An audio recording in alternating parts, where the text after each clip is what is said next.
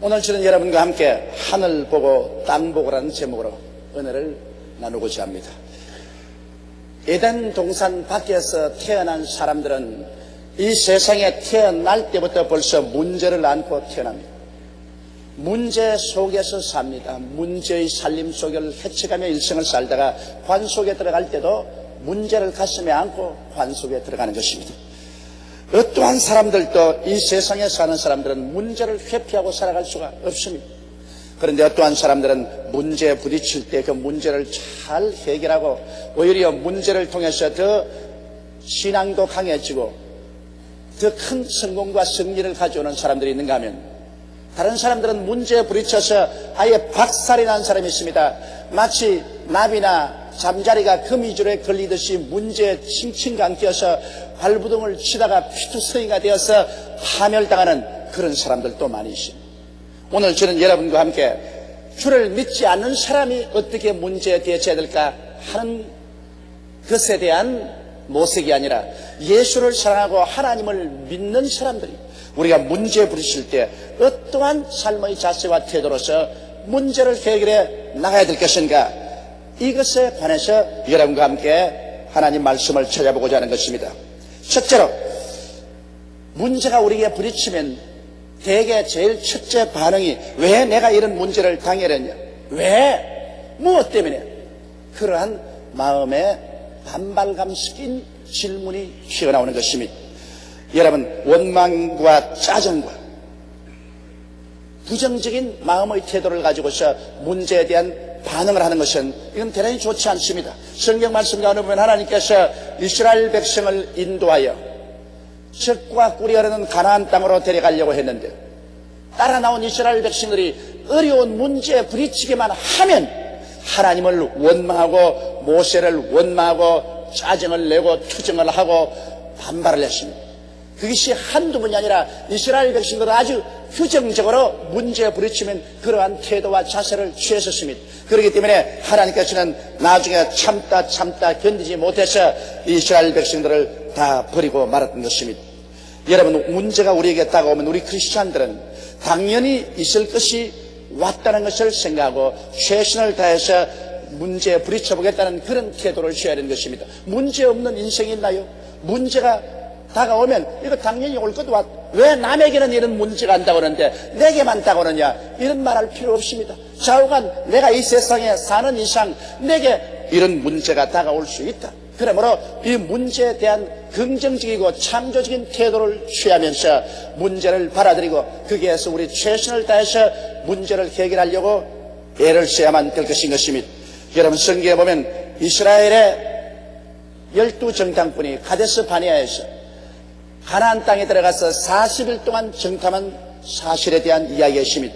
그들이 40주 40야 가나안 땅을 정탐하고 난 다음 기다리고 있는 모세와 백성들에게 나와서 보고를 했습니다.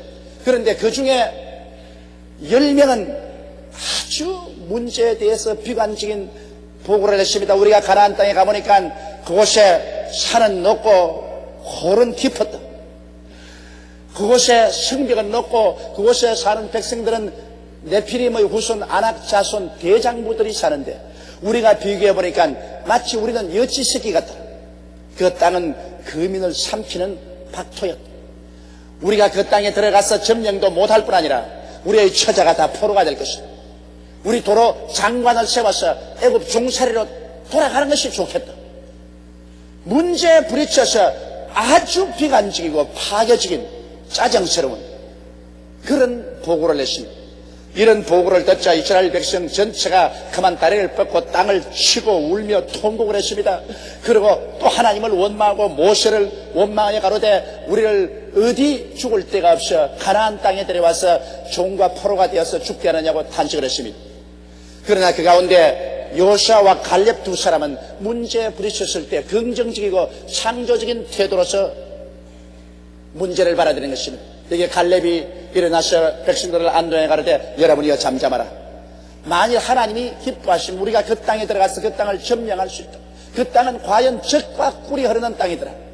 그 땅에 거민들은 벌써 우리가 온다고 벌벌 떨고 있다. 그 딸의 보호자는 떠났고 그들은 우리의 밥이라 우리 들어가서 점령하자.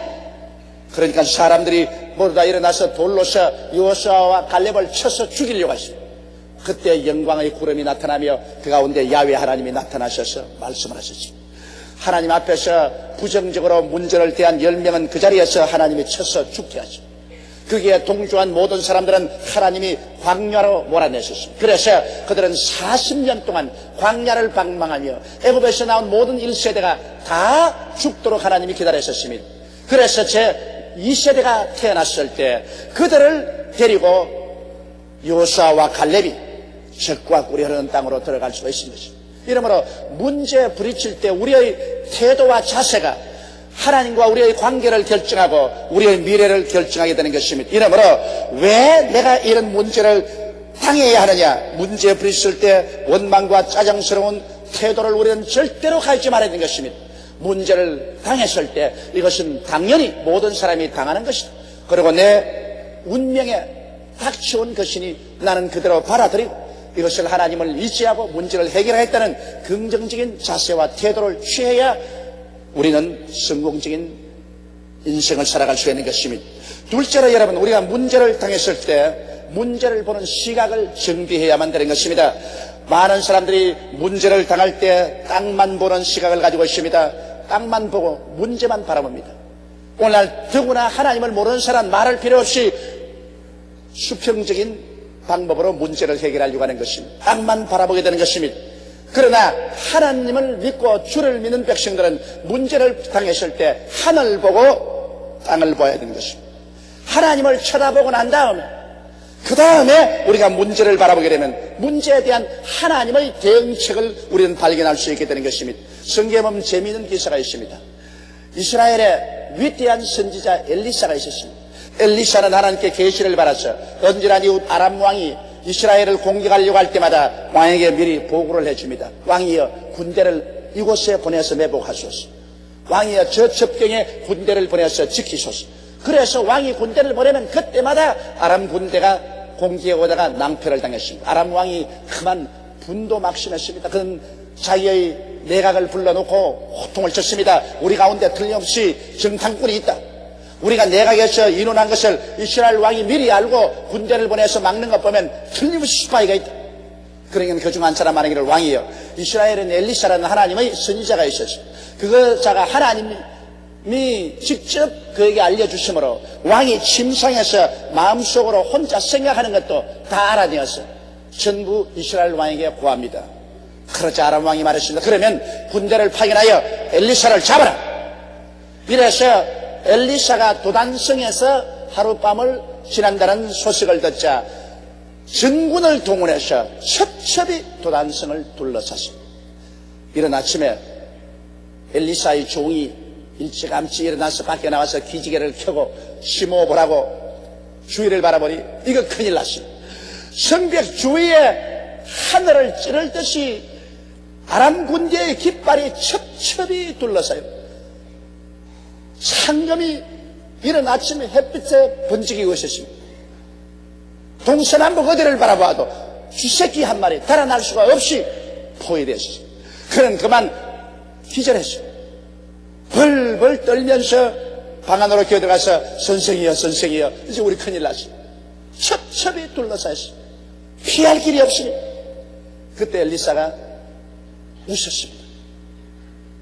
그리고 엘리사가 하나님께 기도해서 하나님이여 이 종의 눈을 열어서 보게 하여 주옵소서.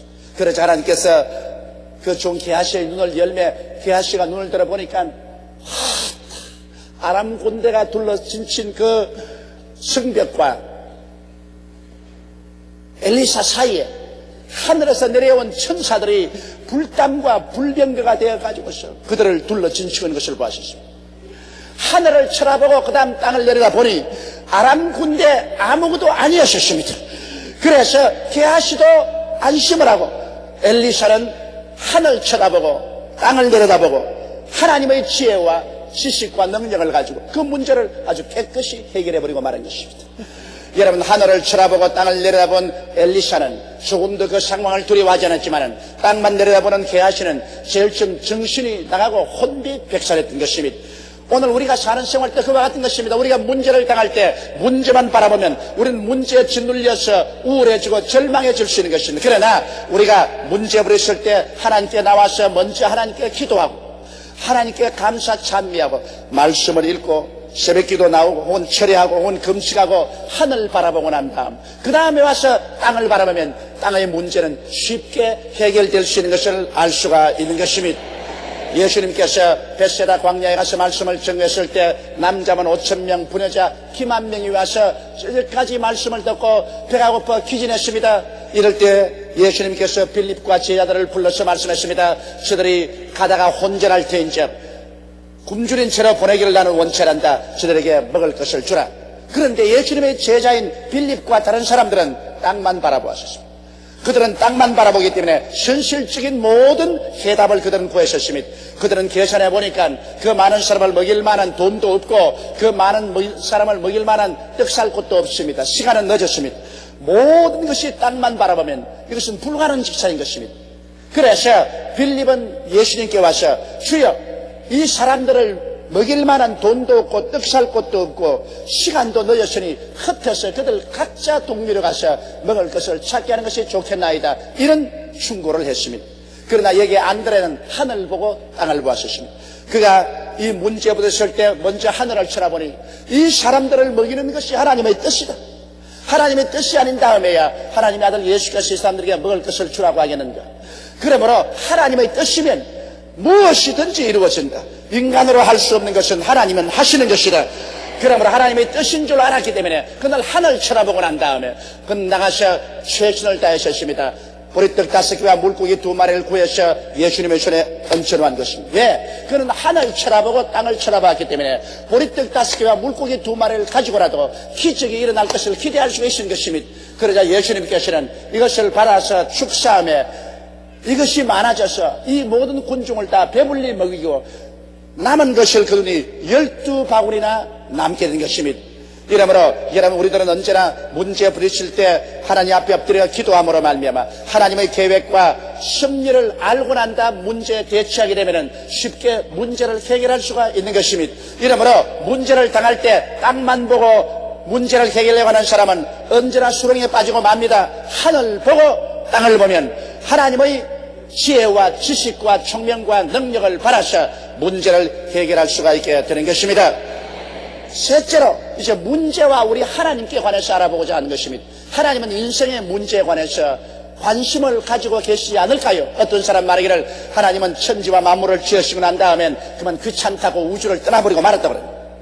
또 다른 사람들은 하나님은 우주를 지으셨으나 우주의 만사에 대해서 무관심하다고 말하는 사람도 있습니다. 실제로 그럴까요? 여러분, 하나님께서는 여러분과 제게 관심이 없었으면 왜 그 아들 예수님을 보내주셨을까요? 성경에는 하나님이 세상을 이처럼 사랑하사 독생자를 주셨으니 누구든지 저를 믿으면 멸망하지 않고 영생을 얻으라고 말씀한 것입니다. 하나님은 여러분, 우리 개인에 대해서 깊은 관심을 가지고 계십니다. 그렇기 때문에 고린도 전서 2장 9절에 보면 하나님이 자기를 사랑하는 자를 위해서 예비해 놓은 모든 것은 눈으로 보지 못하고 귀로도 듣지 못하고 마음으로도 생각지 못했다함과 같으니라. 그러나 하나님께서 이 모든 것을 성령으로 우리에게 보여주셨나니 성령은 하나님의 깊은 것이라도 통달하시나니라고 기록되어 있는 것입니다. 하나님께서는 이미 여러분에게 문제가 다가오기 전에 문제가 다가올 줄 알고 그 해결의 방법을 예비해 놓고 기다리고 계신다고 성경은 말씀하고 있는 것입니다. 이스라엘 백성이 홍해수가에 왔을 때 창일한 홍해수에 부딪혀 갈 길이 아득한데 뒤에 애굽의 군대가 질풍처럼 밀려왔습니다. 그들은 절망에 처했습니다. 그러나 하나님은 이미 물 가운데 길을 예비해 놓고 있었습니다. 이스라엘 백성들은 길이 없다고 통곡을 하고 하나님과 모세를 원망했지만 벌써 하나님은 오래전에 홍해수 가운데 길을 예비해 놓았습니다. 때가 오매 하나님께 부르짖으며 모세의 기도를 듣고 하나님은 홍해수를 갈라서 홍해수 가운데 예비하신 신장로를 들여 보내주셨습니다. 누가 그것을 눈으로 보고 귀로 듣고 마음으로도 생각했을까요? 이스라엘 백성이 수르 광야를 지나다가 목이 말라서 발부둥을 쳤었습니다. 연못을 발견해 써서 마실 수 없는지라 모르다 원망하고 탄식할 때도 벌써 모세는 하나님께서 문제의 해답을 예비하고 있는 것을 알고 기도하니까 하나님은 벌써 이스라엘 백성이 그곳에 와서 쓴 물을 마시고 몸부림치고 원망할 줄 아시고서 그 물을 달게 만들 나무가지를 연못가에 이미 예비해 놓고 있었습니다. 기도를 하지 않은 사람은 그것을 발견하지 못해도 기도를 하는 사람은 그것을 발견할 수가 있는 것입니다. 모세가 기도하며 하나님이 한 나무가지를 지시하는지라 그 나무가지를 꺾어서 물에 던지니 물이 달아졌습니다. 하나님은 성령을 통해서 문제에 대한 해답을 예비해 놓았기 때문에 성령은 기도하는 사람과 교통하지 기도하지 않은 사람하고는 교통하지 않습니다. 이러므로 하나님께서는 오늘 이 시간 여러분의 크고 작은 문제에 대한 해답을 벌써 창세 이전에 예비해 놓고 계신 것입니다. 이러므로 여러분께서 하나님을 찾으면 문제를 해결할 수 있습니다. 문제에 부딪힐 때 인간을 찾지 말고 하나님을 찾아야 되는 것입니다. 하나님께서 그 해답을 가지고 있습니다. 그렇기 때문에 성경 말씀에 하나님께서는 마태복음 11장 28절에 수고하고 무거운 짐진 자들은 다 내게로 오라 내가 너희를 쉬게 하려고 말씀하신 것입니다. 하나님께서 책임져 주시기 때문에 내게로 오라고 그랬지. 수고하고 무거운 짐을 짊어진 책임도 안 지면서 내게로 오라고 하면 얼마나 사리에 합당치 않은 말인 것입니다. 하나님께서는 내가 책임져 주겠다. 그러므로 수고하고 무거운 짐을 가지고 내게로 와서 내게 맡겨 놓아라. 그러면 내가 너희를 쉬게 하겠다고 말씀하는 것입니다. 하나님께서는 여러분이 짐을 맡겨 주시기를 원하시는 것입니다. 그러면 하나님께서 맡아서 문제를 해결해 주겠다는 것입니다. 그러나 사람들은 좀처럼 하나님께 와서 맡기지 않습니다. 혹시 하나님께 맡겼다가 안 되면 어떻게 할까 걱정을 합니다. 저는 저희 머리에 지금도 생생하게 기억나는 어린 시절이 기억납니다. 어린 시절 제가 자란 우리 집은 큰 대청마루가 있었는데 그 마루하고 밑에 신발장하고는 상당히 높이의 차이가 있어요. 그런데 제가 어릴 때 저희 아버님께서 그 밑에 서서 저보고 하는 말이 용기야 뛰어라 내가 팔아줄게 뛰어라. 제가 아버지가 날 팔아줄 줄 믿기는 하지만은 그러나 혹시 안 팔아주면 어떻게 하나 싶었어. 아주 마음이 조마조마했습니다. 지금도 제가 기억납니다. 아버지 뛴다 뛰어 하나 둘 아니 못 뛰겠어.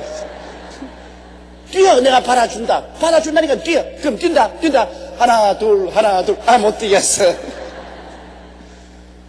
그거 뛰면 받아주실 것인데 그걸 왜 내가 못 뛰단 말이야. 그거 안 믿어진다는 겁니다. 그냥 눈 딱 감고 몇 끼면 뛰는데 몇 번이나 그렇게 시도하다가 나중에는 그냥 눈 딱 감고 활짝 뛰니까 흡석 받아준다. 오늘 하나님도 그럽니다. 뛰어 내가 받아줄게. 문제 가지고 뛰어. 하나님 뜁니다. 하나 둘 아니 난 못해요. 하나님 와서 날 붙잡아 줬어요. 하나님은 여러분이 믿음으로 하나님께 내가 맡기기를 원하시는 것입니다. 내 짐을 야훼께 맡겨버리라. 그리하면 저가 너를 돌보시리라. 하나님이 책임져 주십니다. 하나님은 문제에 대해서 깊은 관심을 가지고 계십니다. 그래서 하나님은 하나님을 사랑하는 자 곧 그 뜻대로 부르심을 입은 자들에게는 모든 것이 합력하여 선을 이루도록 만들기를 원하고 계신 것입니다. 이러므로 여러분께서는 우리 하나님께서 문제를 해결해 주기를 원하시고 계신다는 것을 알고 어찌하든지 기도와 믿음으로 하나님에게 문제를 맡기고 살든지 죽든지 흥하든지 망하든지 성하든지 쉬하든지 하나님 아버지의 뜻대로 하시옵소서. 이렇게 할 수 있어야 되는 것입니다. 이렇게 문제를 내 생애에서 풀어봐야지. 내가 끌어안고 내가 산뜻 움켜쥐고 내 문제 하면 하나님도 해결할 수 없습니다. 좀 내놓아라. 아니요. 내가 잡고 있을 테니까 해결해야 주옵소서. 잡고 있는데 어떻게 해결해요? 그만 놓아버려야 되는 거죠. 그러면 하나님께서 오늘 또 책임져 주시는 것입니다. 그러면 네 번째 문제에 대한 우리의 태도를 우리는 오늘 이 시간에 한번 정비해 보십시다. 여러분, 문제가 우리에게 다가올 때 우리는 언제나 하나님의 눈으로 문제를 보는 훈련을 쌓아야 되는 것입니다. 하나님께서는 노아에게 방주를 지으라고 할 때 그 방주 옆에는 창문을 내는 것을 허락지 않았습니다. 옆에는 창문이 없고 오직 뚜껑을 덮어놓은 천정에만 창문을 내라고 했습니다. 여러분, 배는 배인데 옆에는 창문이 하나도 없고 오직 천정에만 창문이 있습니다. 왜 그러냐?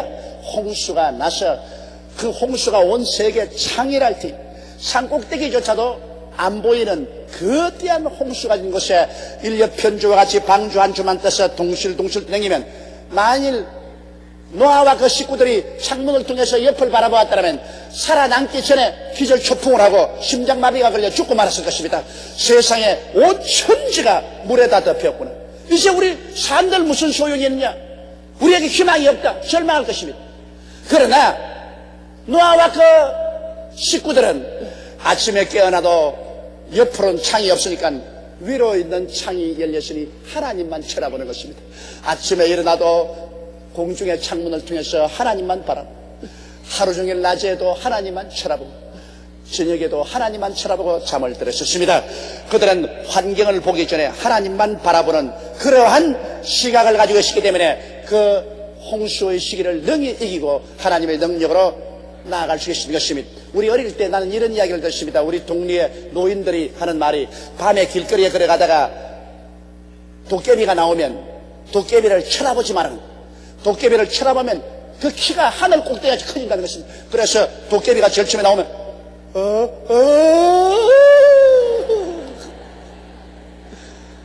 쳐다보면 자꾸 키가 커진다는 거예요. 그러면 도깨비가 나오더라 자꾸 내려다보라는 거예요. 내려다보면 요만하게 작아진다는 겁니다.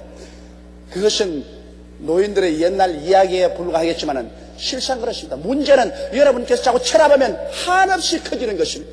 그러나 문제는 하나님, 모든 만유보다 크신 하나님을 바라보고 난 다음은 문제를 내려다보면 문제가 조그만하게 되는 것입니다. 문제를 키우지 말아야 되는 것입니다. 문제는 하나님 보고 문제를 바라보는 그런 시각을 우리는 언제나 가져야 되는 것입니다. 그리고 문제가 다가오면 여러분, 우리는 그 문제를 통해서 자아가 먼저 변화를 받아야 되는 것입니다.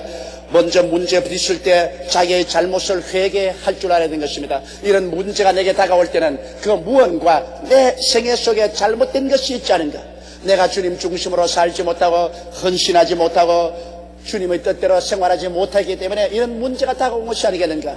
이래서 우리 예수 믿는 사람은 문제가 다가올 때 그 문제를 말미암아 하나님이나 부모나 나라나 이웃을 원망하지 말고 자기의 잘못을 회개하는 기회를 삼아야만 되는 것입니다. 그래서 진실로 통례하고 잡아가고 자기의 모자랄 것을 회개하고 그 다음에는 하나님 앞에서 깨어져야 되는 것입니다. 내 고집대로 살아는 것을 완전히 포기하고 문제에 부딪힐 때 우리는 깨어져 버려야 됩니다. 이 세상에 깨어지는 것보다 좋은 것이 없습니다. 자꾸 자기 이론 세우고 자기 고집 세우고 왜 이러냐 하는 사람은, 그 사람은 희망이 없는 사람이에요.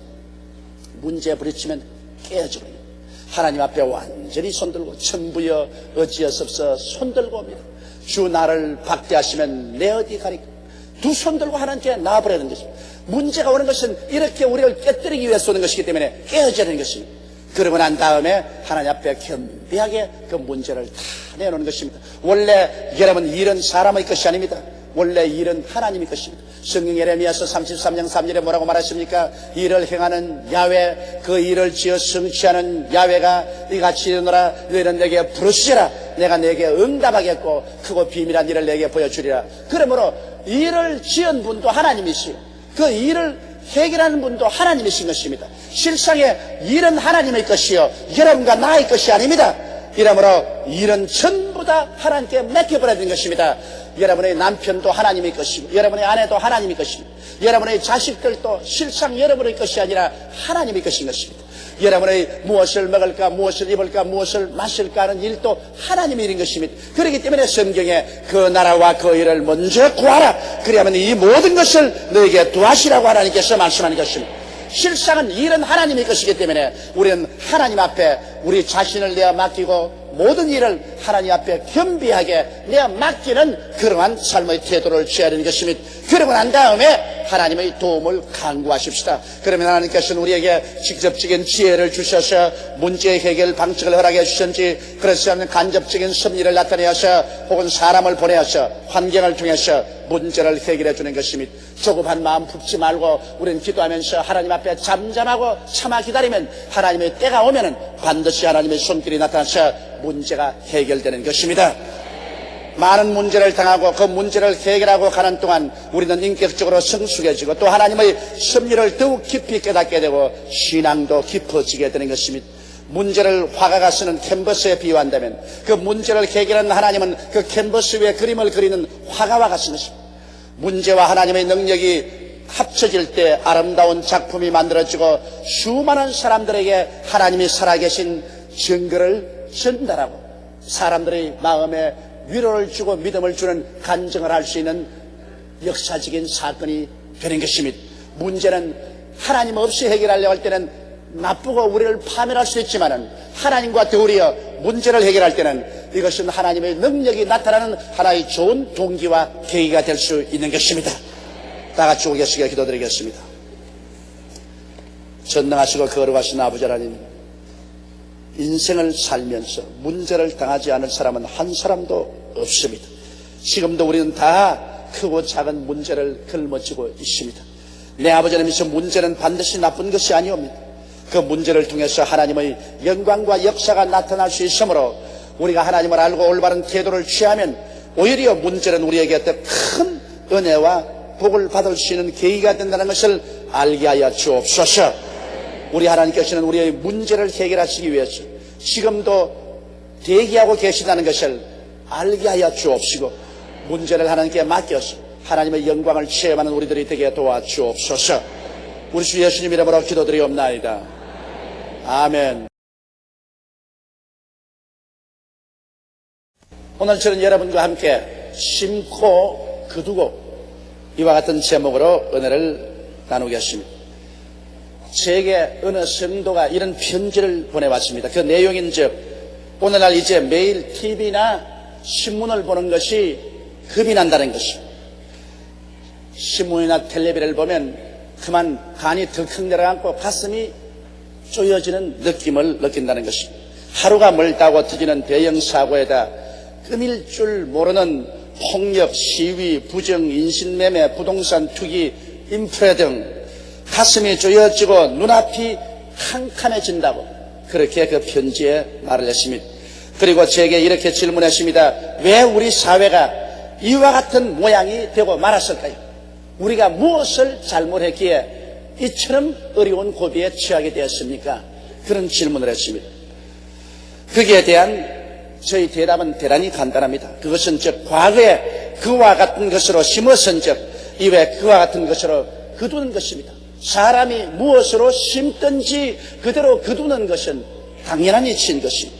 과거의 우리나라 정치나 사회가 억압과 강제와 비리와 부도덕, 특권의식, 부조리 등으로 심었기 때문에 이제 그 반작용으로 피할 수 없이 현실적인 비극으로 거둘 수밖에 없게 되어 있는 것입니다.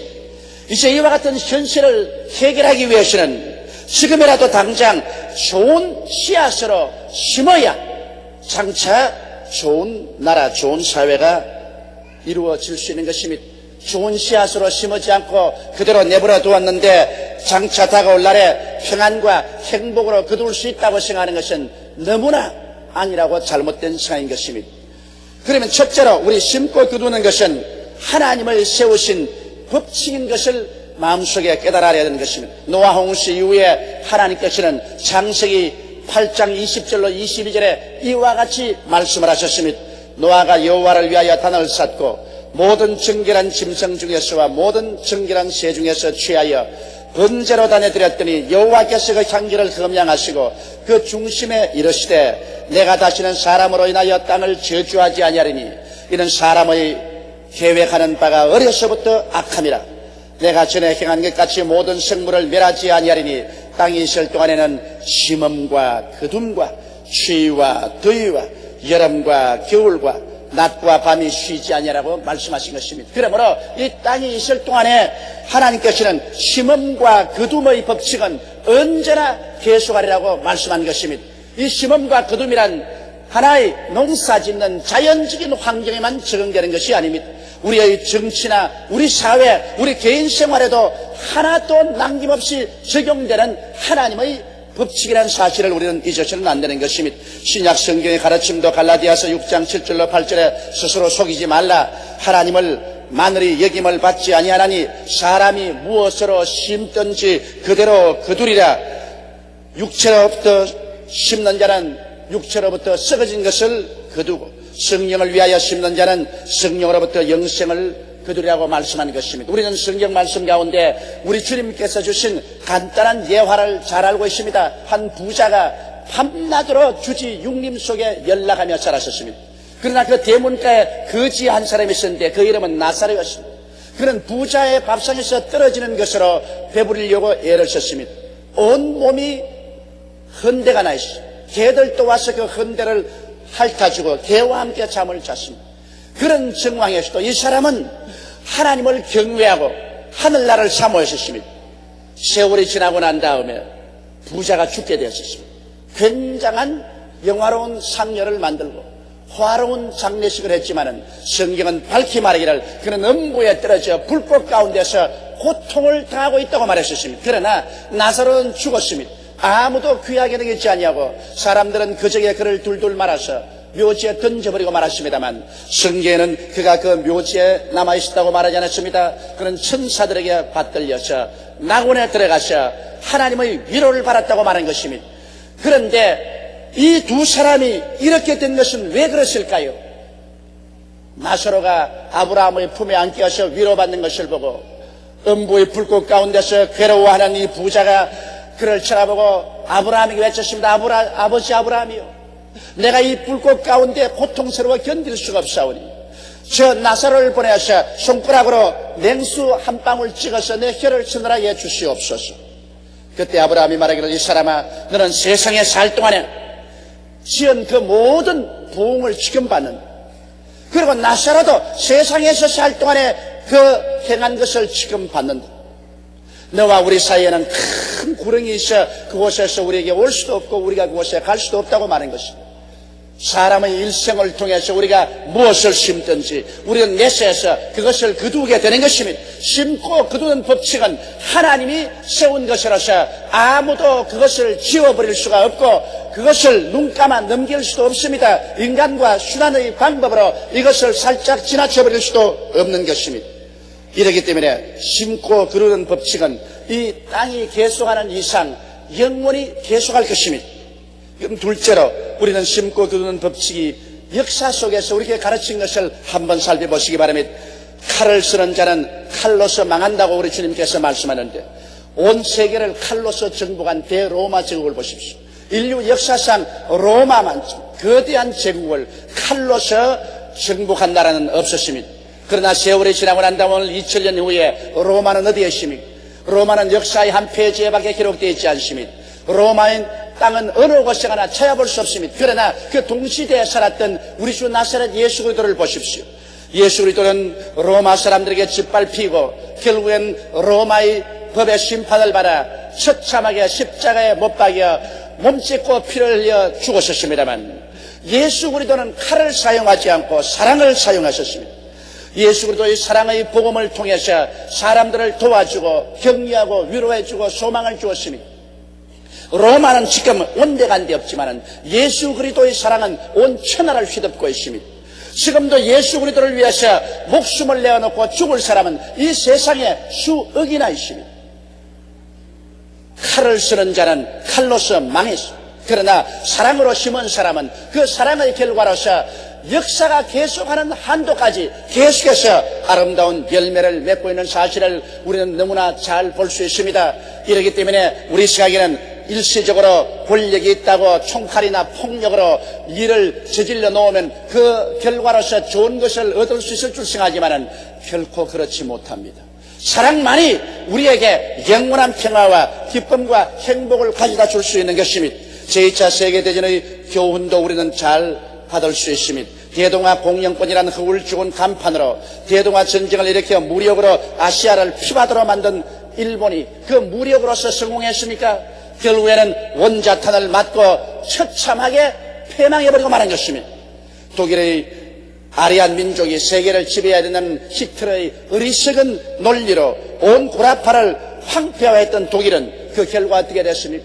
그들은 처참하게 패망하고 말았습니다. 이러므로 어느 나라든지 무력으로서 그 나라의 힘을 이용해서 이웃을 침략하거나 이웃을 짓밟은 나라는 오래 계속하지 않았습니다. 그는 멸망하고 말았던 것입니다. 그러므로 오늘날 우리의 짧은 역사를 살펴보아도 이것은 사실한 것을 알 수 있는 것입니다.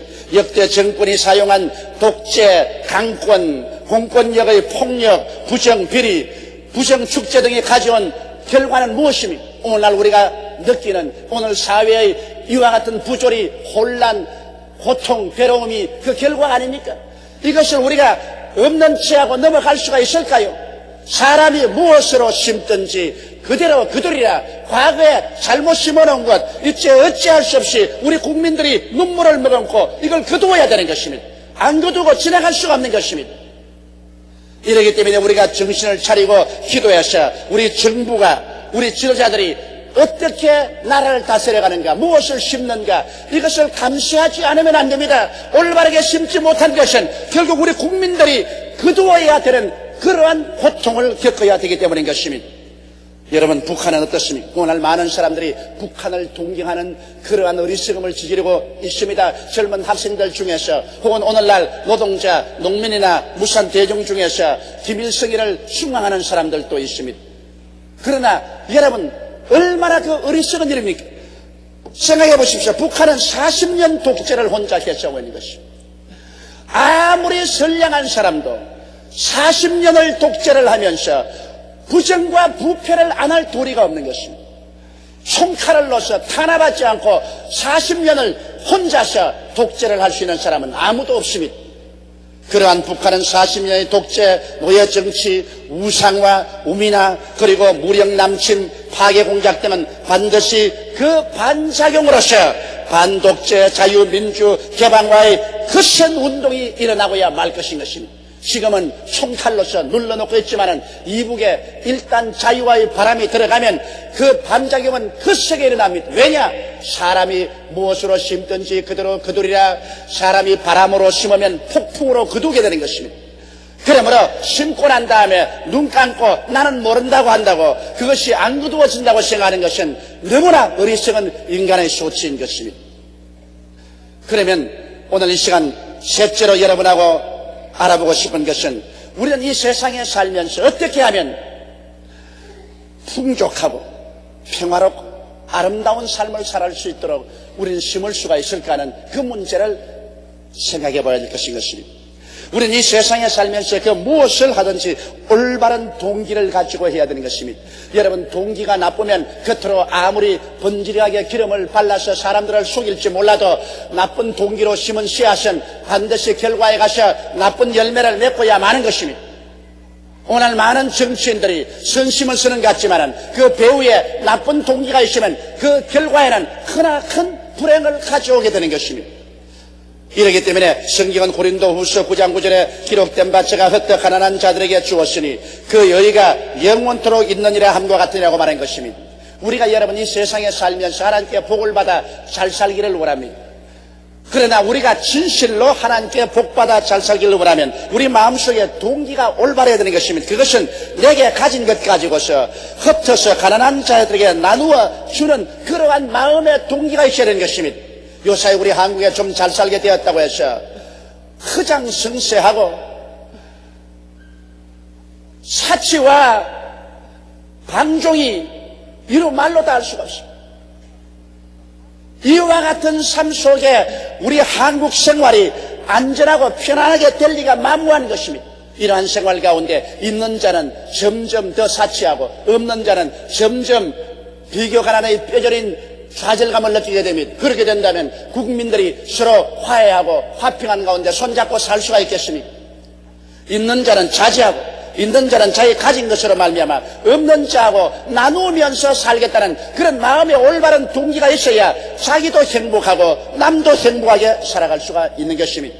절대로 자기만 손에 움켜쥔다고 해서 그것이 행복을 갖다 주진 않습니다. 참된 복이란 남에게 나누어 줄 때 진실한 만족과 기쁨과 행복이 다가오는 것입니다. 그렇기 때문에 예수님께서는 주는 자가 받는 자보다 복이 있다고 말한 것입니다. 오늘날 우리 사회는 좀 더 하나님 앞에서 남에게 줄 아는 그런 사회가 되는 것입니다.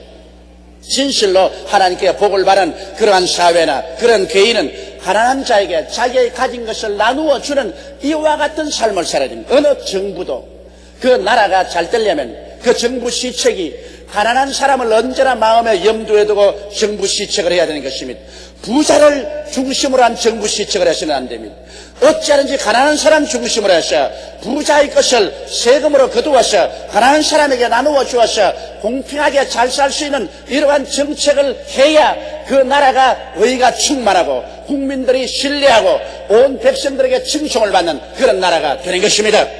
이러므로 우리가 무엇을 하든지 올바른 동기를 가지고 해야지, 그 동기가 잘못되면 안 되는 것입니다. 또한 우리 예수 믿는 성도들은 왜 하나님께 복을 달라고 합니까?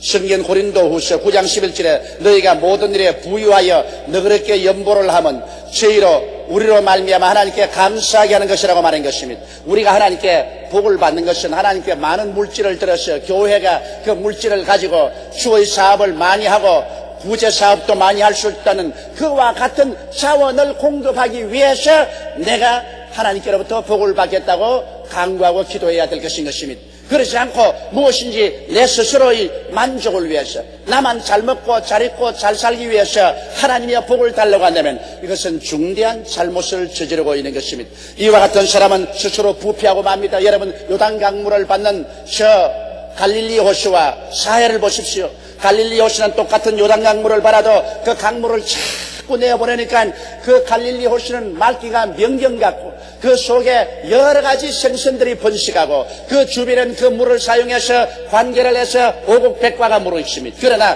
똑같은 요단강물을 받는 사해는 그 물을 받아서 절대로 물을 내놓지 않습니다.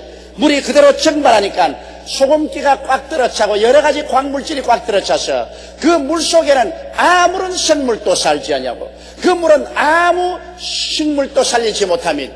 갈릴리 호수 안에는 여러 가지 아름다운 생물들이 살고 있지만은 사해 속에는 죽음밖에 없습니다. 그 주위에는 나무도 풀도 자라지 않습니다. 오늘날 탐욕으로 내게 주시옵소서, 내게 주시옵소서, 내가 받아들이기만 원하고 이것을 나누어 갖기를 원치 않으면 그 속에 죽음이 생겨나기 시작하는 것입니다. 이러한 곳에는 생명이 없습니다. 이렇기 때문에 어떠한 나라도 부자 나라가 되면 가난한 이웃 나라와 나누어야 되는 것입니다. 정치와 권력도 내가 한번 쥐면은 이것을 내가 쥐고 내가 다 사용했다면 부패합니다. 정치 권력도 나누어야 하는 것입니다. 물질도 나누어야 하는 것입니다. 이러므로 우리가 오늘날 하나님께 복을 받기를 원하는 것은 복을 받아서 이것을 나누어 주겠다는 이와 같은 마음이 있어야 되고 하나님께 너그러이 연보를 내서 교회가 좋은 일을 수없이 많이 할 수 있도록 그렇게 하는 올바른 동기가 되어야만 되는 것입니다. 또한 우리는 고린도후서 9장 8절의 말씀대로 착한 일을 넘치게 하기 위해서 우리가 복을 받아야 되는 것입니다. 하나님은 능히 모든 은혜를 너희에게 넘치게 하시나니 이런 너희로 모든 일에 항상 모든 것이 능력하여 모든 착한 일을 넘치게 하려 함이라. 우리는 착한 일을 하기 위해서 하나님께 복을 달라고 구해야 되는 것입니다. 하나님께서는 우리 모든 사람들이 우리의 생활 가운데서 가장 가까운 이웃에게 착한 일을 하면서 살기를 원하는 것입니다. 남을 해치면서 살기를 하나님 원치 않는 것입니다. 요사이 우리 한국 사회를 보십시오. 도저히 겁이 나서 우리의 자녀들을 밖에 내놓을 수가 없습니다. 오늘 우리 현실적인 생활 속에는 시한 부재의 생활 상태를 볼 수가 있는 것입니다. 어느 곳에 가나 폭행이고 어느 곳에 가나 강간이고 이거 도대체 어떻게 되어가는 사회인 것입니다. 우리 국민성이 왜 이렇게 황폐해지고 흉악해졌습니까? 오늘날 이것은 누구를 원망하기 전에 우리 교회의 실패라고 우리는 생각합니다. 우리가 좀 더 기도하고 우리 성도들이 좀 더 이 세상에서 빛과 소금이 되었더라면 이러한 사회적 분위기를 제껴놓을 수가 있을 것입니다. 오늘날 우리는 하나님 앞에 열심히 기도하고 우리 한 사람 한 사람이 그 빛과 소금의 역할을 해서 우리 한국의 이 비극적인 도덕적인 타락의 환경과 분위기를 제껴야 되겠습니다. 물론 그동안에 다가온 억압과 나쁜 정치가 오늘 사회 환경을 이와 같이 부조리와 불신으로 꽉 들어 채운 것도 사실인 것입니다. 이러므로 우리는 교회가 회개하고 국가가 회개하고 우리 국민이 회개해서 우리나라를 바로 잡아야 되는 것입니다. 여러분 회개가 그 때문에 필요한 것입니다. 주님께서 말씀하기를 회개하라 천국이 가까웠다는 것입니다. 회개하지 않은 곳에 천당은 절대로 안 옵니다. 잘못을 광정하고 회개하고 돌이켜서 청산하고 올바른 길에 서는 이런 운동이 담대하게 일어나야 개인도 살고 가정도 살고 사회와 국가도 살아갈 수가 있는 것입니다. 회개 운동이 없이 살아갈 수는 없는 것입니다. 이래서 우리가 회개하고 착한 일을 넘치게 하는 이러한 삶 속에 들어가야 나도 살고 남도 살아갈 수가 있는 것입니다. 그러면 어떻게 할까요? 그런 생활을 어떻게 할까요? 그것은 심고 거두는 법칙을 사용하는 것입니다. 고린도후서 9장 6절로 7절에 이것이 곧 적게 심는 자는 적게 거두고 많이 심는 자는 많이 거둔다는 말이 옳도다. 각각 그 마음에 정한 대로 할 것이요 인생하로나 억지로 하지 말지니 하나님은 즐겨내는 자를 사랑하시느니라. 여러분, 우리 물질적인 풍요의 생활도 심고 거두는 법칙에 의해서 이루어지는 것입니다. 제가 하나님 앞에 적게 심으면 적게 거두고 많이 심으면 많이 거두는 것입니다. 내가 물질을 가지고 착한 일을 많이 하면 많이 더 하나님께 복을 받을 것입니다. 내가 적게 하면 준 것도 빼앗길 수 있는 것입니다.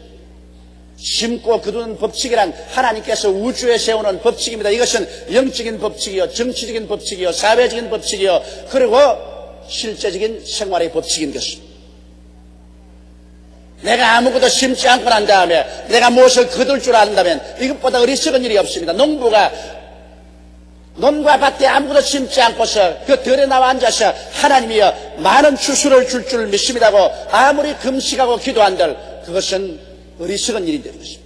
자기가 심어놓고 난 다음에 기도해야지 심지 않고 기도하는 것이 무슨 소용이 있습니까? 저는 필리핀에서 마르코스 20년 독재가 심어놓은 결과를 보았었습니다. 마르코스 대통령 가족이 20년 동안 독재로서 부정부패로 심어놓은 그 결과가 오늘 필리핀 사회의 황무지가 되고 황폐하게 된 것을 보았습니다.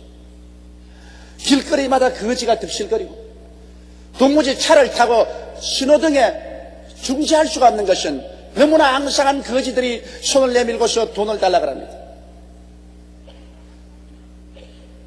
시내 한가운데를 마음 놓고 다닐 수가 없습니다.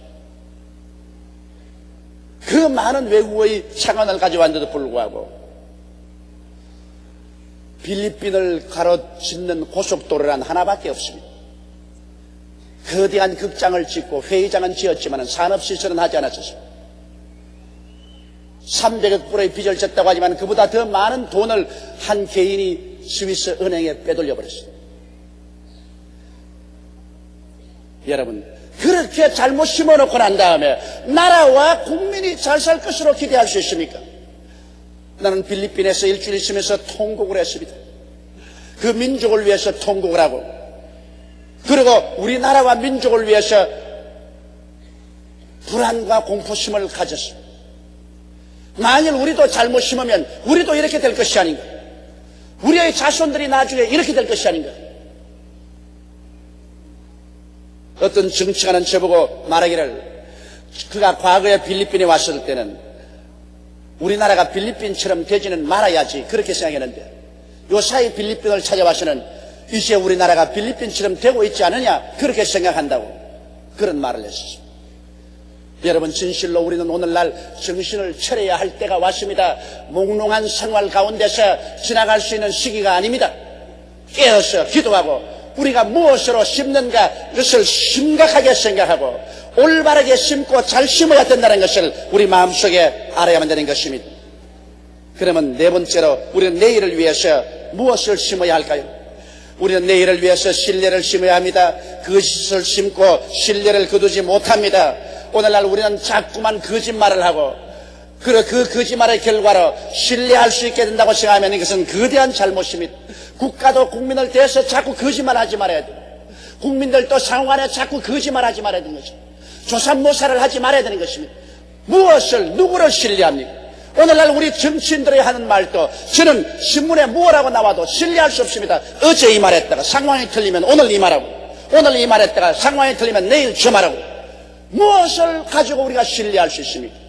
정책을 세워놓고 한 가지 그 정책으로 밀고 나가서 국민들이 신뢰하게 만들어줘야죠. 이제는 전부 다 정치인들이 희극 배우와 같이 보입니다. 상황에 따라서 자기 마음대로 말하는 희극 배우. 그러고 난 다음에 국민이 신뢰하고 따르라고 말할 수가 있겠습니까? 어림도 없습니다. 아무리 손해가 나는 일이 있더라도 내가 죽는 일이 있더라도 말을 하고 난 다음에 그것을 실천하는 신뢰를 심어야 되는 것입니다. 신뢰를 심고 나면은 그 다음에는 충성이 따릅니다. 우리는 희망과 꿈을 심어야 되는 것입니다. 사람은 몸은 현재에 있으나 마음은 언제나 미래에 살고 있는 것입니다. 미래의 희망과 꿈이 없으면 사람들은 좌절합니다. 오늘날 우리 민족에게 가장 필요한 것은 내일에 대한 희망입니다. 지금 우리 민족이 숨이 막힐 듯이 답답한 이유는 어떤 정치인도 내일에 대한 희망을 심어주지 않습니다. 현재 당리 당략으로 서로 물고 찢고 싸우지 국민들에게 시원스러운 내일에 대한 희망을 심어주지 않기 때문에 국민들이 나아갈 지표를 상실하고 있습니다. 무엇을 향해서 우리가 시간을 들이고 몸을 들이고 절제하면서 하나가 되어 나아갈 수 있겠습니까? 우리가 필요한 것은 희망입니다. 희망이 없이 이 나라와 이 민족이 어떻게 된단 말인 것입니까? 개인도 여러분 희망과 꿈이 있어야 사는 것입니다. 오늘 우리 주 예수께서 우리에게 주신 것은 새하늘과 새 땅과 새 예루살렘의 장쾌하고도 아름다운 희망인 것입니다. 우리가 이 땅에 아무리 고생하고 괴로움을 당하고 산다고 할지라도 우리 주님은 우리 앞에 정말 눈물과 근심과 탄식과 고통하는 것이나 죽음이 없는 새하늘과 새 땅과 새 예루살렘을 예비해 놓으시고 그날을 향해서 우리들을 인도해 가고 있는 것입니다. 그러므로 예수 믿는 사람은 어떠한 환경에도 우리는 꿈과 희망을 마음속에 갖고 살고 있기 때문에 우리는 기쁨을 가지고 살 수 있는 것입니다. 희망을 심어서 꿈을 심어서 그래서 우리 모든 사람들의 행복을 거둘 수가 있는 것입니다. 그러므로 정부와 지도자는 국민에게 희망과 꿈을 심어야 되는 것입니다. 그래야 그 결과로 안전과 생산적인 사회를 이루어갈 수가 있는 것입니다. 그리고 우리는 사랑을 심고 살아야 되는 것입니다. 주먹은 주먹을 부르고 칼은 칼을 부르며 폭력은 폭력을 부릅니다. 그러나 사랑으로 심으면 사랑과 화합으로 거둘 수가 있는 것입니다. 우리 예수 믿는 사람은 말할 필요 없이 십자가 복음으로 심으면 부활과 영생을 거둘 수가 있는 것입니다. 이 세상이 끝날 때까지 하나님께서 작정하신 법칙인 심음과 거둠은 계속합니다. 이것은 인간이 부인할 수가 없습니다. 그러므로 오늘 이 시간 우리 이 땅에 사는 동안에 먼저 우리의 생활 속에 그리스도로 심고 영생으로 거둘 수 있도록 준비해야 되는 것입니다. 우연히 영생이 다가오지 않습니다. 우리는 회개하고 예수 그리스도로 우리 생애를 심으면 그리스도로 말미암아 영생과 천국을 거두게 되는 것입니다. 이 땅에 사는 동안 우리는 믿음과 소망과 사랑으로 심고 살아야 되는 것입니다. 그리고 우리는 하늘나라의 영광을 위해서 이웃을 위해서 시간 들이고 몸 들이고 물질 들여 심는 삶을 살아야 되는 것입니다. 심지 않고 거두지 않습니다. 그리고 아무것도 심지 아니하면 황무지로 거두고 바람으로 심으면 폭풍으로 거둡니다. 폭력으로 심으면 파멸로 거둡니다. 우리는 무엇이든지 그리스도의 사랑 안에서 의와 평강과 희락을 가지고 심는 여러분 되시기를 주의 이름으로 축원합니다. 다 같이 고개 숙여 기도드리겠습니다. 전능하시고 거룩하신 우리 하나님 아버지요, 우리 조국이 오늘날 평안하지 못한 것은 역대의 정권을 통해서 무언가 거대하게 잘못 심어놓은 것 지금 거두지 않습니까? 하나님 아버지여, 내일에 우리 사회와 생활에 요행이 다가올 것을 기대하는 것은 어리석기 짝이 없습니다. 지금 우리의 정부가, 지금 우리의 정치인들이, 지금 우리 국민들이 잘 심어놓아야 내일에 올바른 것을 거둘 수가 있습니다. 하나님 우리 아버지여, 원하와 기도하오니 우리에게 지혜를 주시고 총명을 주시옵소서. 그래서 우리 국민 전체가 잘 심게 도와주시옵소서. 잘못 심어놓고 나중에 서로 원망하는 어리석은 자가 되지 않게 도와주시옵소서. 하나님 아버지여, 우리 대통령이나 우리 국무위원들이나 국회의원들이나 우리 정치인들이나 하나님이여 지혜와 총명을 주셔서 하늘나라를 위해서 국민을 위해서 올바르게 심게 도와주시옵소서. 당리 당략을 위해서 국민을 희생하는 일이 없게 되게 도와주시옵소서. 이 나라를 다시 후퇴시키는 일이 없게 되게 도와주시옵소서. 아버지여, 신뢰를 심어주시옵소서. 소망을 심게 하여 주시옵소서. 사랑을 심게 하여 주시옵소서. 하나님 우리 아버지여, 우리 민족과 우리 조국을 불쌍히 보아 주시옵소서. 잘못된 지도자들이 한 나라와 민족을 파멸시킨다는 것을 뼈저리게 깨닫게 하여 주옵소서. 오 우리 하나님 아버지여, 오늘 원하여 기도하오니 우리 예수 믿는 성도들, 우리들 열심히 기도로 심고 내 아버지 하나님께 물질로 심고 이웃을 사랑하고 도와주는 우리들이 되게 도와주시옵소서. 참으로 하나님께서 하늘 문을 여시고 우리에게 복을 쌓을 것이 없도록 부어줄 수 있는 우리들이 다 되게 도와주옵소서. 우리 주 예수님 이름으로 기도드리옵나이다. 아멘. 오늘 저는 여러분과 함께 마음의 평강이라는 제목으로 은혜를 나누겠습니다. 사람이 환난을 당하고 보면 평안이 얼마나 좋은가를 깨달을 수가 있습니다. 오늘날 우리 한국 사회는 우리 모든 민족들이 평안이 얼마나 좋다는 것을 뼈저리게 느낄 수 있습니다. 계속해서 학원이 소요스럽고 화염병이 난무하고 정치적으로 보수와 혁신이 대결해서 서로 밀고 땡기고 그런 가운데 북한 방문 하는 사람이 생겨서 그로 말미암아 정치적인 여러 가지 소요가 일어나고 엎친 데 던치기로 수마가 핥히고 간 곳에 태풍이 다가오고 이런 한국 사회에 끊임없는 큼직큼직한 불안한 사건이 나기 때문에 우리 모든 국민들이 언제 평안이 다가올까? 사회적인, 정치적인, 환경적인 평화가 다가왔으면 좋겠다. 그런 간절한 소원을 다 가지고 있습니다. 평화만큼 좋은 것이 없습니다. 사람의 개인의 삶도 그래요. 아무리 잘 먹고 잘 입고 잘 살아도 그 마음속에 평강이 없으면 잘 먹고 잘 입고 잘 사는 것이 아무 의미가 없습니다. 차라리 오두막집에 못 먹고 살아도 마음에 평화가 있으면 이것이 훨씬 더 우리 영혼을 살찌게 하고 우리 삶에 행복을 가지게 되는 것입니다. 사람은 평안하게 잠자리에 들어갈 수 있고 아침에 기지개 펴면서 편안하게 일어날 수 있다는 것은 굉장한 축복입니다. 이 요란하고 험악한 세상에서 마음의 평안을 가지고 살 수 있다는 것 자체만 해도 얼마나 큰 축복인지 모릅니다. 이런 평안은 여러분 돈을 주고 못 삽니다. 부귀와 영화를 주고도 살 수가 없어요. 권세를 주고도 이 평화를 살 수가 없습니다. 이 세상에서 그 무엇보다도 우리가 간절히 구할 것은 평화입니다. 마음의 평안, 이것보다 귀한 것이 없습니다. 그런데 그 마음의 평안을 어떻게 하면 얻을 수가 있을까요? 첫째로 우리의 마음속에 철저히 회개하고 죄악을 버려버려야 마음의 평안을 얻을 수 있습니다. 마음에 죄와 악이 있으면 마치 파도가 치고 바닷물이 끌어오르면서 밑바닥에 있는 더러운 것을 끊임없이 위로 뿜어올리듯 우리의 마음속에 평강이 없습니다. 대개 악인에게는 그 마음속에 평강이 없다고 하나님의 말씀이 우리에게 가르쳐주고 있는 것입니다. 아담과 하와 보십시오. 아담과 하와가 하나님 앞에 죄 짓기 전에는 얼마나 좋았습니까? 죄 짓기 전에는 하나님과 함께 저녁 선언할 때 손잡고서 동행했으니 세상에 하나님과 함께 손잡고 에덴 동산을 거닐었다는 그 자체가 얼마나 영광스럽고 귀한 것입니까? 조금도 하나님 앞에 부끄러운 것도 없고 하나님 앞에 두려움도 없이 하나님과 함께 손잡고 대화하면서 에덴 동산을 거닐었었습니다. 그러나 아담과 하와가 죄를 짓자 즉시로 벌거벗은 것을 알게 되었다는 것입니다. 여러분, 이 말은 뭐냐? 벌거벗는다는 것은 부끄러움을 말하는 것입니다. 여러분, 우리 하나님 앞에 범죄하면 우리는 즉시 우리가 느끼는 것은 하나님 영광이 떠나기 때문에 우리 마음속에 깊은 수치감을 느끼는 것입니다. 벌거벗은, 양심이 벌거벗은 수치감을 느낍니다.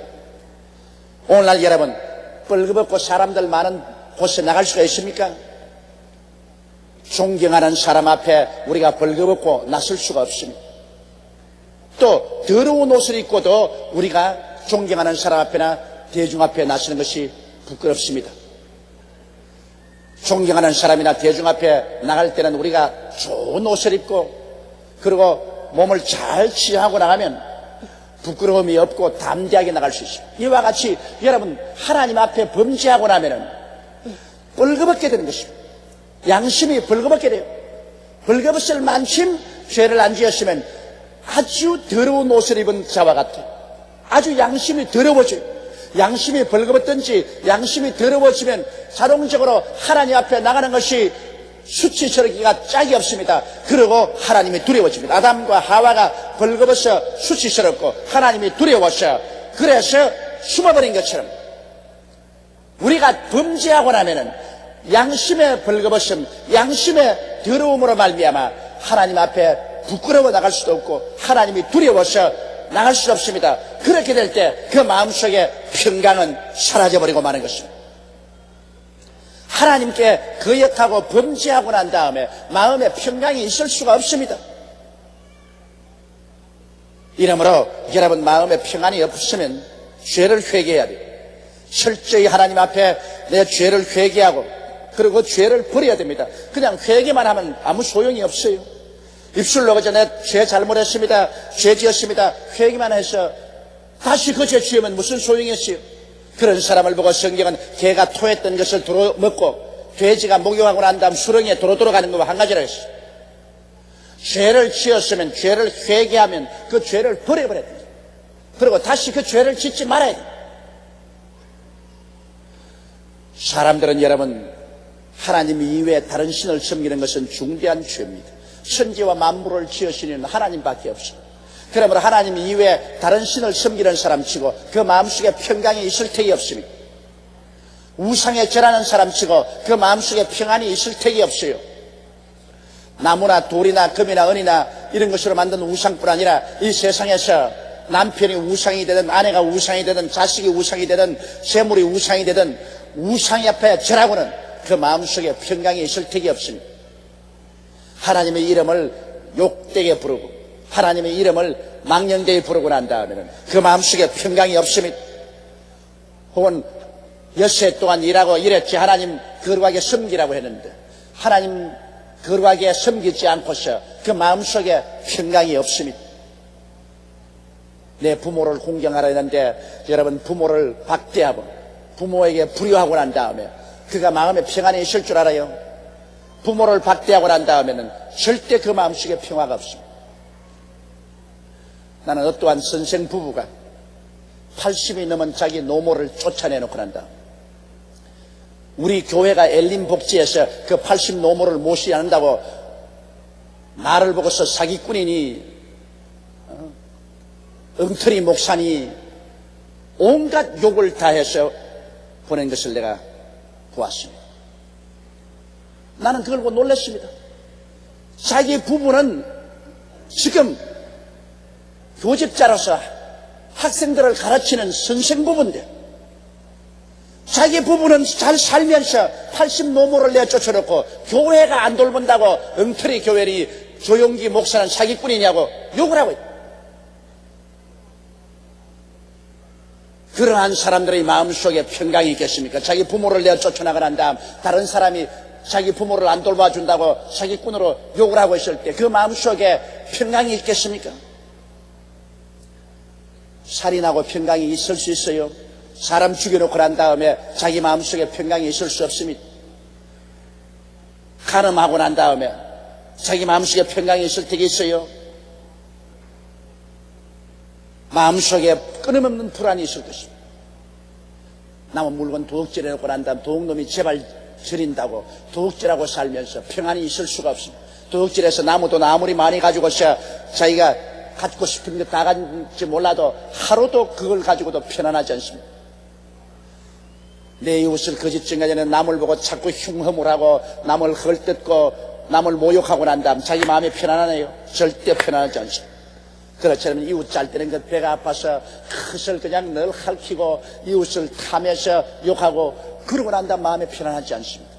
여러분 우리가 하나님 앞에 범죄하면 하나님의 법을 어기면 우리 마음속에 평화가 사라집니다. 평화가 사라지면 다른 것 다 가져봤자 아무 소용이 없습니다. 그렇기 때문에 오늘날 우리는 마음속에 참된 평화를 얻기 위해서는 우리가 하나님 앞에 나와서 철저히 회개하고 우리 주 예수 그리스도의 십자가의 보배로운 피로 우리의 심령이 씻김을 받아야 되는 것입니다.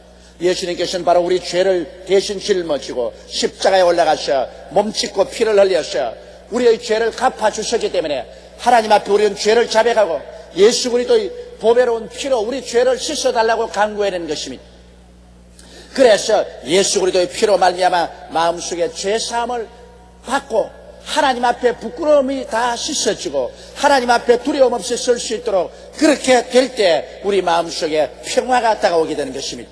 이러므로 예수 그리스도를 믿고 보혈로 씻음받고 하나님 앞에 의롭다함을 얻어서 담대하게 설 수 있는 이러한 사람만이 그 마음속에 깊은 평화를 가지고 살아갈 수 있는 것입니다. 둘째로 또한 우리가 마음속에 평화를 가지려면 우리 마음속에 탐욕을 버려야 되는 것입니다. 마음에 탐심이 꽉 들어차서 원망과 불평이 꽉 들어차면 절대로 마음에 평화가 없습니다. 사람이 자기의 분수에 맞게 분수대로 감사하면서 살게 되면 평화가 있지만은 자기의 분수를 뛰어넘어 탐욕이 마음속에 가득하면은 그 탐욕으로 말미암아 마음속에 원망이 꽉 들어차게 되는 것입니다. 탐욕은 굉장한 괴로움을 가져옵니다. 왜냐하면 자기 분수를 뛰어넘기 때문인 것입니다. 6.25 사변 때 생활이 어려울 때 저는 부두에 노동을 하러 갔는데 제가 그때 15살인데 15살짜리는 부두에 노동을 안 시켜줍니다. 그래서 저는 키가 컸기 때문에 18살로 거짓말로 속이고 15살짜리가 부두 노동에 들어갔습니다. 밤새도록 배에 올라가서 하역 작업을 합니다. 주인감, 그렇지 않으면 수류탄, 여러 가지 탄약 이것을 목도를 해서 하역을 하는데, 자, 나는 15살인데 18살이라고 자기의 분에 넘치게 거짓말을 해가지고 들어가는데 3살 차이가 얼마나 크다는 것을 내가 느꼈었습니다. 초저녁까지는 같이 목도를 하고 짐을 지고 했는데 초저녁이 지나고 난 다음에부터는 그 다음에는 짐을 지니까 짐 밑에 내가 깔아앉는데 죽을 애를 써도 안 돼요. 짐을 어깨에 걸머쥐는데 무릎이 깔아앉아 버리면 어떻게 합니까? 아무리 해도 하역을 할 수가 없어요.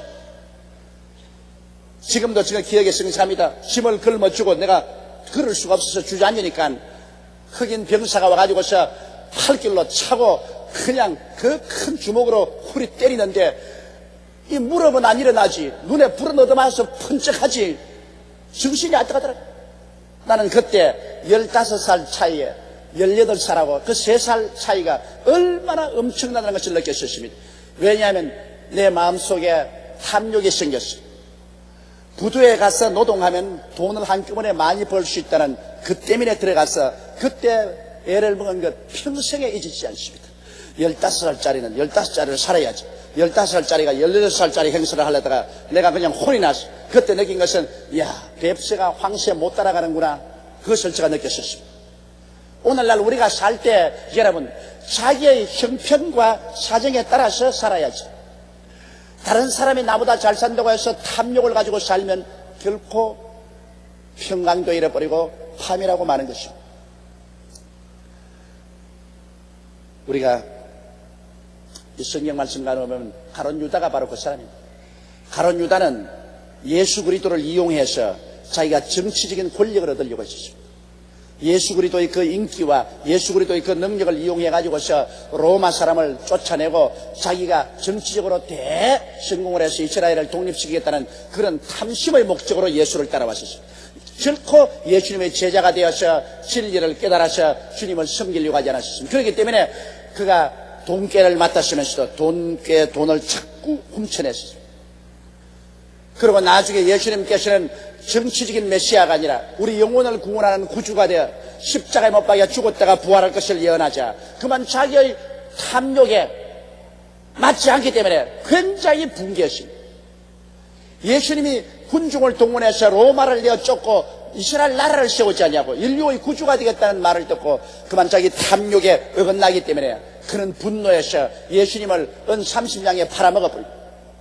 예수님이 십자가에 못 박혀 돌아가시는 것을 보고 난 다음 마음의 고통과 괴로움을 견딜 수가 없어서 결국 그 마음의 불안 때문에 목매어 자살하고 마는 것입니다.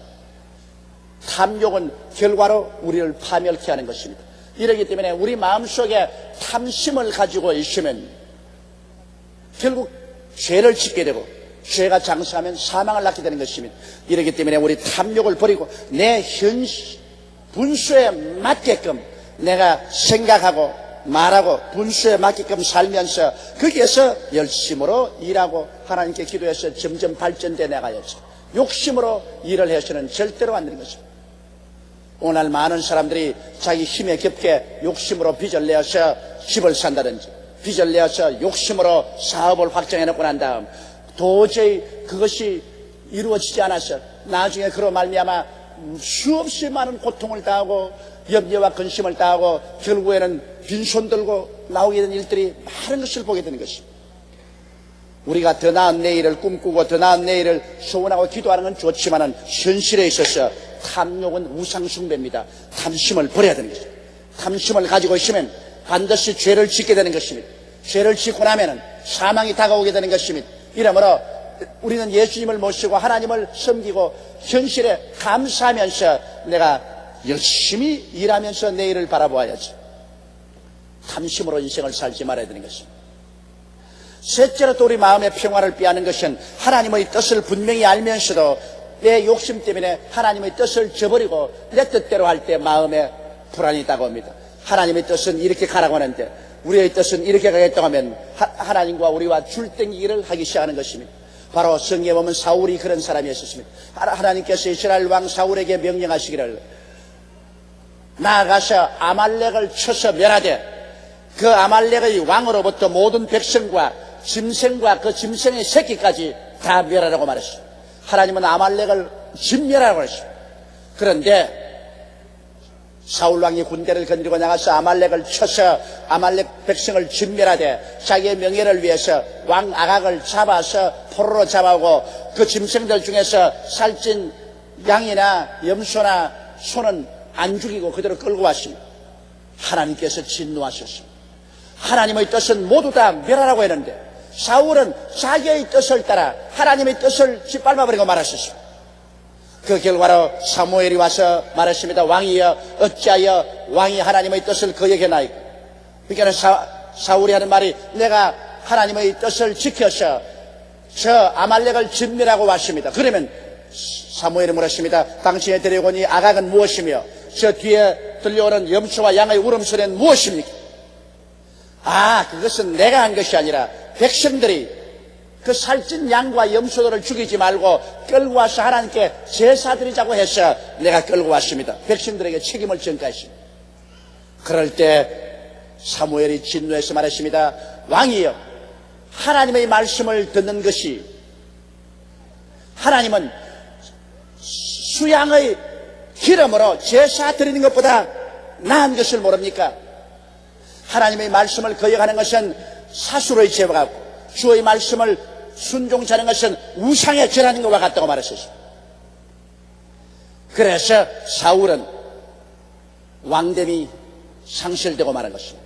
사울이 이제는 하나님께 버림을 받아 왕권을 잃고 사울보다 더 나은 사람이 왕으로 앉겠다고 했습니다. 사울은 그 마음속에 고통과 괴로움이 말로 닿을 수 없습니다. 그 결과로 나중에 사울이 미쳐버리고 말한 것입니다.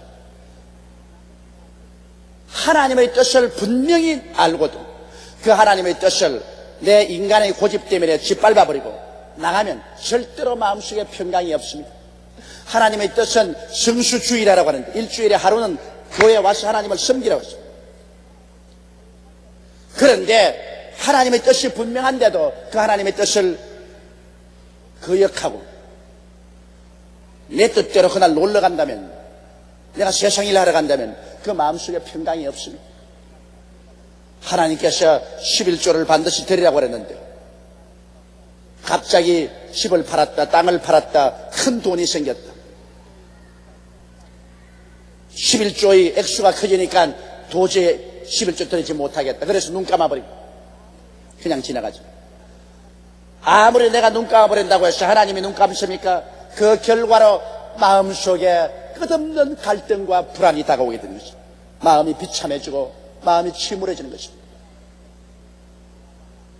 하나님께서 전도하라 그를 위해 이 사람을 위해서 기도하라고 명령이 떨어진데도 불구하고 내가 바쁘다고 해서 그 신방도 안 해주고 기도도 안 해주면 하나님의 뜻을 내가 거역하게 됩니다. 그러게 되면 그 이후로 내 마음속에 끝없이 불안해지고 불행해집니다. 무언지 모르게 마음이 우울해지고 슬픔이 꽉 들어찹니다. 그건 왜냐?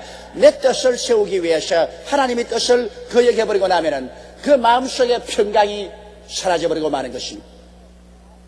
그러므로 우리가 마음에 평안이 없고 마음에 불안이 꽉 들어찼을 때는 내가 혹시 하나님의 뜻을 짓밟아버리고 내 뜻대로 살려고 나가지 않았는가, 그래서 하나님을 슬프게 하지 않았는가, 하나님을 슬프게 하고 난 다음에 내 마음속에 평안하고 기쁨이 있을 리가 만무한 것입니다. 하나님을 기쁘시게 하고 나면 내 마음이 기뻐지고 하나님을 즐겁게 하고 나면 내 마음이 즐거워지는 것입니다. 그리고 또 마음속에 평강을 잃어버린 이유는 하나님께 일을 맡기지 않기 때문인 것입니다.